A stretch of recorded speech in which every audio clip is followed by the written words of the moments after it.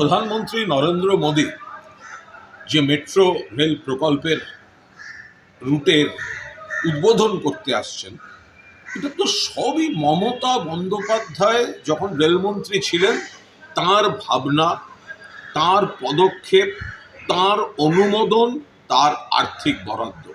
এতদিন রেল করে উঠতে পারেনি, ভোটের মুখে উদ্বোধন করে ফলকে নিজের নাম লেখাতে আসছেন।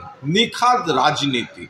বাংলাকে উজাড় করে রেলের ক্ষেত্রে যিনি সমস্ত সাফল্য দিয়েছেন, নতুন রুট, নতুন লাইন, নতুন ট্রেন, নতুন স্টেশন, নতুন প্রকল্প, বিপুল কর্মসংস্থান, তার নাম মমতা বন্দ্যোপাধ্যায়। আজ যেটা করতে আসছেন প্রধানমন্ত্রী, তাঁর তো আবার এই ধরনের অভ্যাস আছে, নাম বদলে দেয়া, অন্যের ভালো কাজটা নিজে শুধু উদ্বোধন করা।